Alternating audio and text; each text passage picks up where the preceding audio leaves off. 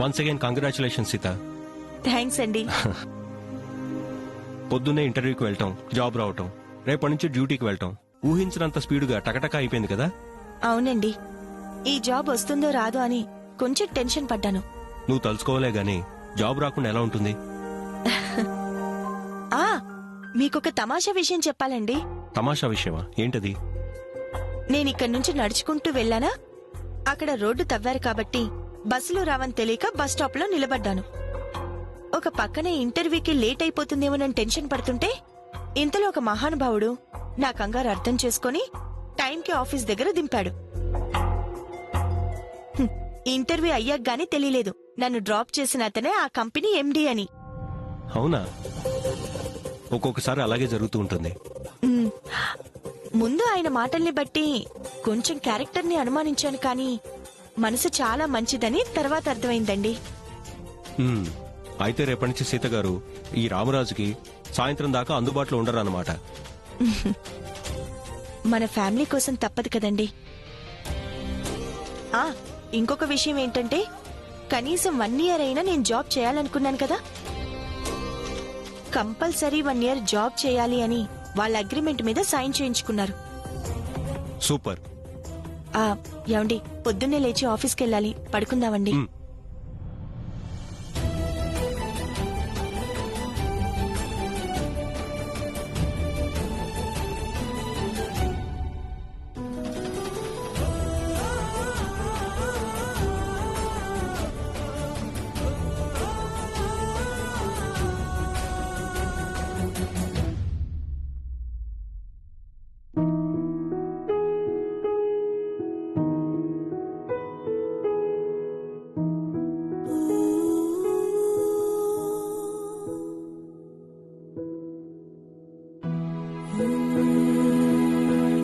స్వామి, ఇప్పటిదాకా నా కుటుంబం కోసం ఇంట్లోనే ఉండి బాధ్యత వహించాను.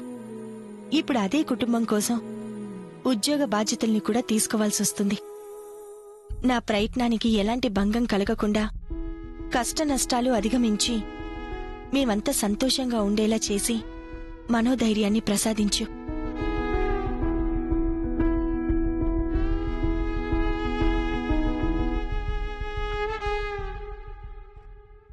సీత, నీ కేపబిలిటీ, నీ సిన్సియారిటీ నాకు తెలుసు. నీ పనిలో నువ్వు సక్సెస్ అయి ఉన్నత స్థాయికి వెళ్లాలని మనస్ఫూర్తిగా కోరుకుంటున్నాను. మీరు కోరుకున్నాక తప్పకుండా అయి తీరుతుందండి. కాకపోతే భర్తగా మీరు నాకివ్వాల్సిన భరోసా ఒకటుంది. తప్పుగా అనుకోకపోతే అడుగుతాను. నీ గురించి ఎప్పుడైనా నేను అలా అనుకుంటానా? ముందు ముందు కూడా అలా అనుకోకూడదని అడుగుతున్నాను. అంటే? నేను చేస్తున్న ఉద్యోగంలో రకరకాల మనుషులు, వ్యక్తిత్వాలు, ప్రవర్తనలు ఉంటాయి.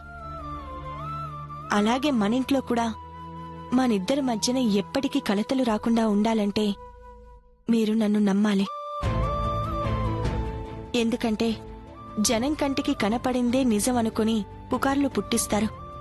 దాని వెనుక ఉన్న అసలు నిజమైన కళ్ళకి తెలిసేలోపు అనర్థాలు జరిగిపోతాయి. చెప్పుడు మాటలు అనుమానాన్ని కలిగించి ఆందోళన కలిగిస్తాయి. కాబట్టి ఇలాంటివేవి మన మధ్యన రాకూడదని నేను మిమ్మల్ని కోరుకుంటున్నాను. సీత, నేను నన్ను నమ్ముకోవటం కంటే నిన్నే ఎక్కువగా నమ్ముతాను.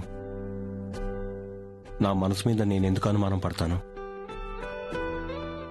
ఎవరో అన్న మాటల్ని పట్టుకుని శ్రీరామచంద్రుడు లోక కళ్యాణం కోసం, సీతా మహాసాధ్వి గొప్పతనం తెలియడం కోసం భార్యని అడవులకు పంపాడు. కాని నేనొక్కడే కాదు, లోకమంతా కోడై నా భార్య గురించి కూతలు కూసినా నా సీతను గుండెల్లో పెట్టుకుంటేనే కాని చెవికెక్కించుకుని నిన్ను దూరం చేసుకోను సీత. థ్యాంక్ యూ అండి. నన్ను ఆశీర్వదించండి.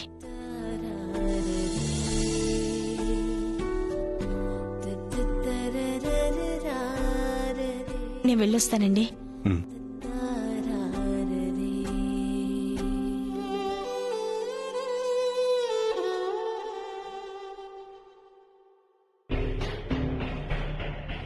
అత్తయ్య, వెళ్ళొస్తాను.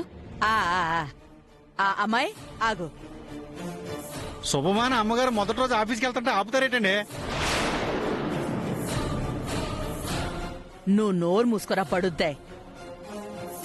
ఏంటత్తయ్య? నువ్వు నీ ఆఫీస్ పనులన్నీ చాలా చక్కగా చక్క పెడతావని తెలుసు, కానీ నువ్వు ఉద్యోగానికి వెళ్ళిపోతే ఇంటి పనులెలా? టిఫిన్లని, భోజనాలని టీలని, జ్యూసులని, పాలని. మారుతి, నువ్వుండు. నేను వంట బాగా చేస్తాను గానీ వంట సగ నా ఒంటికి పడదని వంటగది ఛాయలకే వెళ్లొద్దన్నారు డాక్టరు. పైగా వయసుతో వచ్చిన కీళ్ళ నొప్పులు. నీ తోటికోడళ్ళ మొహాలు చూస్తే వంట తెలిసిన వాళ్ళ లేరు. మరెలా చెప్పు? ఉహుం. మీరేం దిగులు పెట్టుకోకండి అత్తయ్య. ఆఫీస్తో పాటు ఇంటి పనులు కూడా నేనే చూసుకుంటాను. 5ంటికే లేచే టిఫిన్లు, భోజనాలు అన్నీ రెడీ చేసి నేను ఆఫీస్కి బయలుదేరుతున్నాను. రోజు కూడా అలాగే చేస్తాను. మాయమ్మే, ఎంతైనా నా పెద్ద కోడలు పద్ధతి తెలిసిన పిల్ల. వండి పెడతారు కాబట్టి.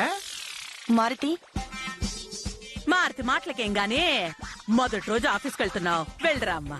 జాగ్రత్త సీత. సరే అత్తయ్య, వెళ్ళొస్తాను. సీత, నువ్వు వెళ్ళు. కొట్టానంటే మొహం పగిలిపోద్ది.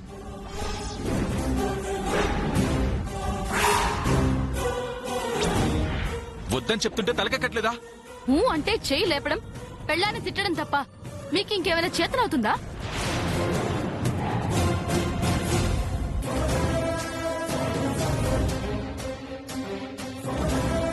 మీ అరుపులకి భయపడే వాళ్ళు ఎవరూ లేరిక్కడ. నేను ఫిక్స్ అయ్యాను, చేసి తీరుతాను.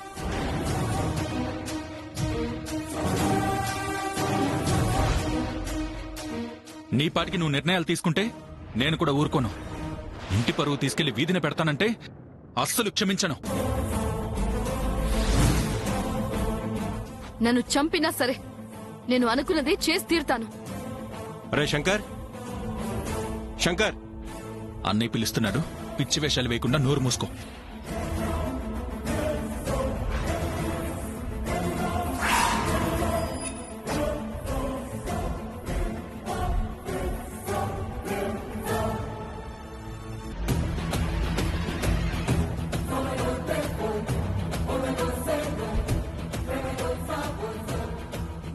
ఆ గొడవ ఏంట్రా శంకర్? ఏం లేదన్నయ్య, చిన్న విషయంలో మాట పెరిగింది అంతే. ఏం లేదులే అనుకున్నప్పుడు ఏమీ లేనట్టుగానే ప్రవర్తించాలి కానీ భార్యాభర్తలుగా మీ ఇద్దరికి మాత్రమే వినిపించాల్సిన మాటలు 4 గోడలు దాటి బయటికి వినిపించడం మంచి పద్ధతి కాదు. సారీ అన్నయ్య, నన్ను క్షమించు. దాక్షాయిని, ఏమైనా ఉంటే సాయంత్రం ఆఫీస్ నుంచి వచ్చాక మాట్లాడతాను. నువ్వేం తొందరపడుకో, లోపలికి వెళ్ళు. అప్పటిదాకా కాదక్క, ఇప్పుడే తెలిపోవాలి. అసలేంటి విషయం? ఏముందదినా, తిన్నదరక్క పైత్యం కమ్మి పిచ్చి పిచ్చి ఆలోచనలు చేస్తుంది. దాక్షాయిని మోడలింగ్ చేస్తుందంట.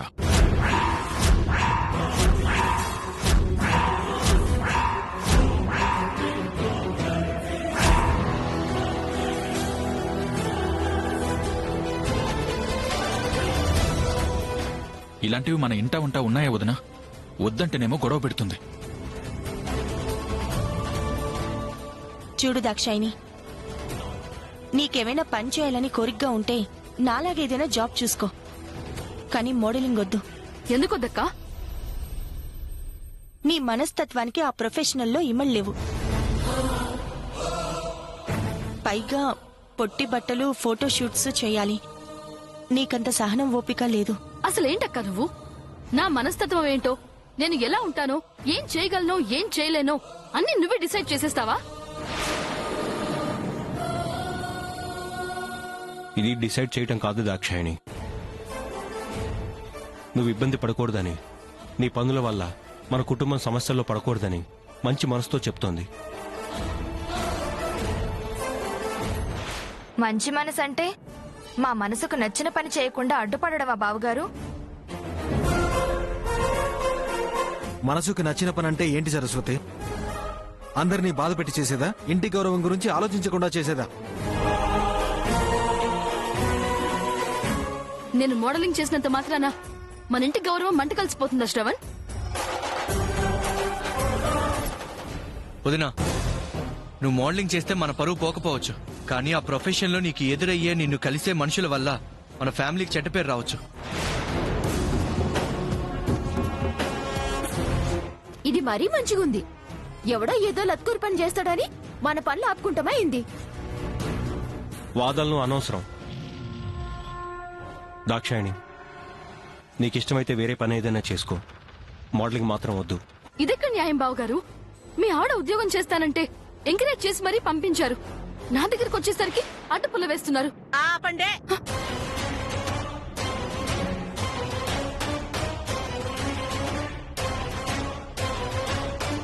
పెద్దదాన్ని నేనొకదాన్ని ఇక్కడున్నాననే విషయం మర్చిపోయి ఏంది మీ వాదనలో?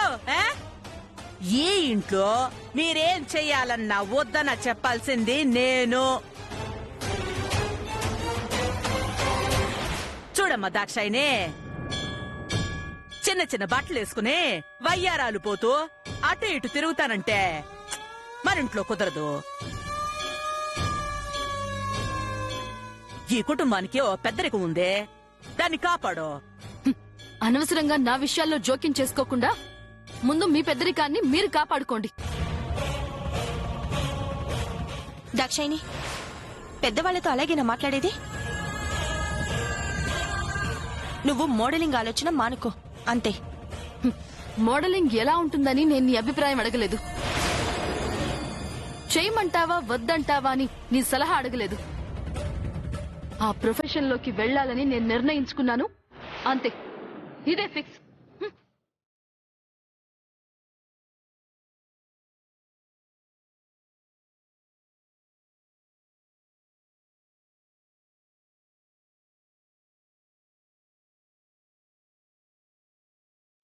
వదినా, నువ్వు ఫస్ట్ డే జాబ్కి వెళ్తూ మనసులో ఇవన్నీ ఎందుకు?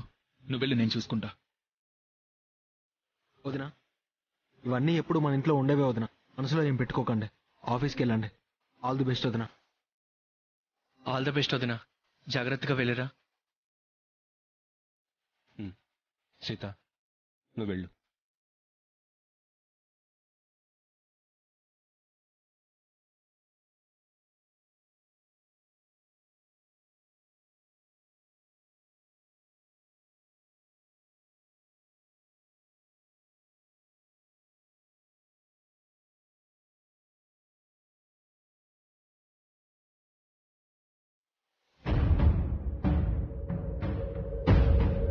ఈ ఇల్లు ఇలా తగలడిందేంద్రా రామరాజు? నీ భార్యం ఉద్యోగం అంటది, నీ మరదలేమో మోడలింగ్ అంటది. ఊరి జనానికి తీర్పు చెప్పే నీ మాట ఎవరు ఎన్రా ఈ ఇంట్లో? నీ తాతల కాలం నుంచి ఏనాడైనా మన ఇంట్లో ఇలాంటివి జరిగాయా? ఆడోళ్లు తలెత్తి మగాడికి సమాధానం చెప్పడం ఉందా?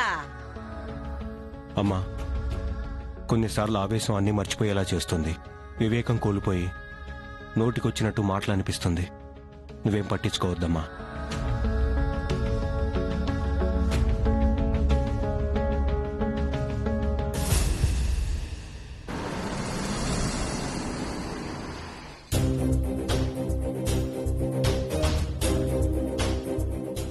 Good morning madam. Good morning అండి. సార్ కాన్ఫరెన్స్ లో ఉన్నారు, మీరు కొంచెం వెయిట్ చేయండి. అలాగే.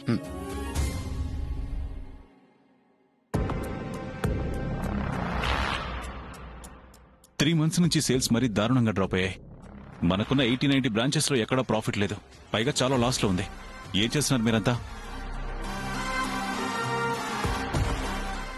కస్టమర్స్ ని అట్రాక్ట్ చేయడానికి కొత్త కొత్త ఆఫర్లు స్కీములు పెడుతూనే ఉన్నాం సార్. అయినా ఎవరూ వచ్చి సరుకులు కొనడానికి ఇంట్రెస్ట్ చూపించడం లేదు సార్. నాకు రీజన్స్ వద్దు, ప్రాఫిట్ కావాలి. దానికి మీరేం చేస్తారో చేయండి. సార్, సీత గారు వచ్చారు. ఇప్పుడే వస్తాను.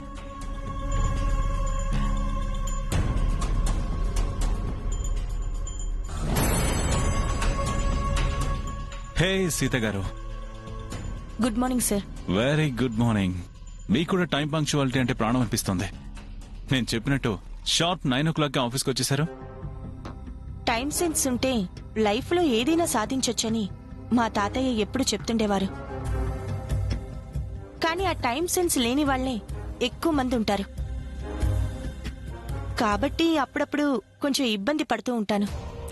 Okay okay come on. ఆ, వెల్కమ్. సీత గారు సేల్స్ డిపార్ట్మెంట్ లో ఈ రోజే జాబ్ లో జాయిన్ అయ్యారు. నమస్తే. నమస్కారం అండి. Please be seated.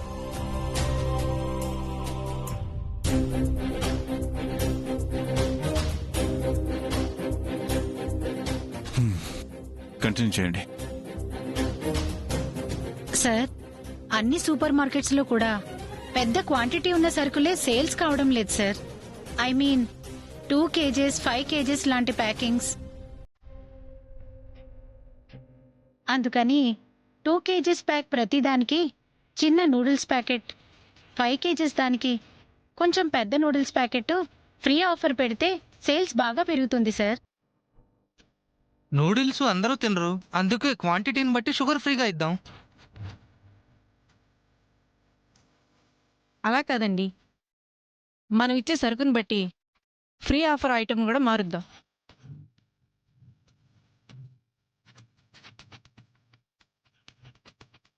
సీత గారు ఎందుకు నవ్వుతున్నారు? వాళ్ళ సలహాలు కుక్కతోక పట్టుకొని సముద్రం ఈదినట్టుగా ఉంది. మునుగుతాయి తప్ప ఒడ్డుకు చేరేదే ఉండదు. నవ్వే బదులు మీకు తెలిస్తే సలహా చెప్పండి మేడం. సార్, ఇలా అన్నిటికీ సేల్ కావాలని ఫ్రీ ఆఫర్స్ పెడితే అది లాసే తప్ప ఎప్పటికీ లాభాల బాట పట్టదు. మరేం చేయాలంటారు? సార్, మన దగ్గర హై క్లాస్ పీపుల్ కంటే మిడిల్ క్లాస్ పీపుల్ ఎక్కువ. వాళ్ళ మీద కాన్సన్ట్రేట్ చేసి బిజినెస్ రన్ చేస్తేనే సక్సెస్ అవుతాం. ఇంట్రెస్టింగ్. ఎలా చేయాలంటారు? చెప్తాను సార్. మిడిల్ క్లాస్ వాళ్ళందరూ నెలసరి బడ్జెట్ వేసుకుని మరీ సరుకులు కొంటారు. అది కూడా 10-15 రోజులకు సరిపడా మాత్రమే. 2-3 దఫాలుగా కొంటారు. కొనే వాళ్ళందరూ ప్రతి నెల ఏ షాపులో ఎంతెంత రేట్లున్నాయో లెక్కలు వేసుకుంటారు. ఎక్కువైతే మంచి నాణ్యతతో రూపాయి తక్కువకి ఎక్కడ దొరుకుతుందో అక్కడికి మాత్రమే వెళ్తారు. ఇక్కడే ఇంకో కీ పాయింట్ కూడా ఉంది సార్.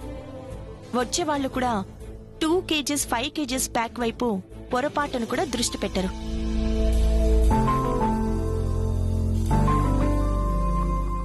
కేవలం ½ kg నుంచి kg వరకు ఉన్న ప్యాకులు మాత్రమే తీసుకుంటారు. నేను చెప్పిన వాటి మీద కాన్సన్ట్రేట్ చేసి పబ్లిసిటీ చేయగలిగితే సేల్స్ పెరుగుతాయి. ఏమంటారు సార్? ఫెంటాస్టిక్. అంతేకాదు సార్, ఇక్కడ మాక్సిమం షాపింగ్ కి మిడిల్ క్లాస్ ఆడవాళ్లే ఎక్కువగా వస్తారు. ఫ్రీ డోర్ డెలివరీ పెట్టండి. మోత బరువు తప్పుతుందని సంబరపడటమే కాదు, వాళ్లే మన సూపర్ మార్కెట్ బావుందని మరో 10 మందికి చెప్తారు.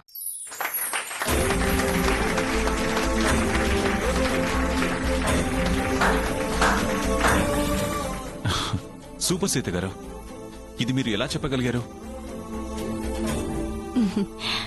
నేను అదే మిడిల్ క్లాస్ నుంచి వచ్చాను సార్. ఇమీడియట్ గా మన సీత గారు చెప్పినట్టు మన కంపెనీ బ్రాంచెస్ అన్నిట్లో రేట్లు క్వాంటిటీల్లో రివైజ్ చేసి జనాలకు తొందరగా రీచ్ అయ్యేలా పబ్లిసిటీ చేయండి. అలాగే సార్. అలాగే సార్. సీత గారు, షల్ వి? ఇదే మీ cabin. Hey Chaitra sir. Come.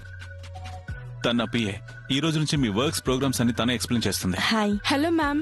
Now you go. Okay sir. Hey hey wait wait wait. Sita గారికి ఏ ప్రాబ్లం రాకుండా చూసుకో. Sure sir. Got it? Okay sir. Okay ma'am. మీరు కూర్చోండి. పర్లేదు సార్, మీరు వెళ్ళాక కూర్చుంటాను. అరే ఫస్ట్ డే అండి, నో ఫార్మాలిటీస్. Please SIT.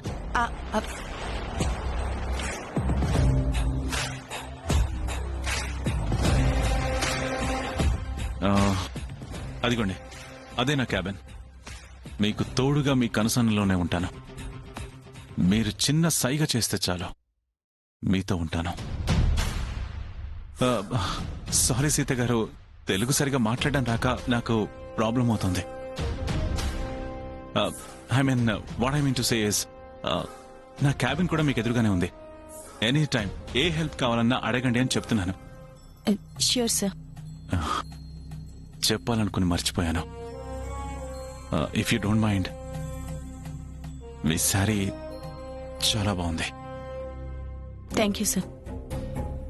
11. ఏంటది? ఇప్పటికి మీరు నాకు చెప్పిన థ్యాంక్స్ సంఖ్య. అమ్మవారికి కుంకుమార్చనలాగా నాకు థ్యాంక్స్ తో మీరు అర్చన చేసేలా ఉన్నారు. అది అర్చన కాదు sir, just formality. Of course. ఇంకో విషయం, ముందు ముందు నేను మిమ్మల్ని బాగా వాడుకోవాలనుకుంటున్నాను.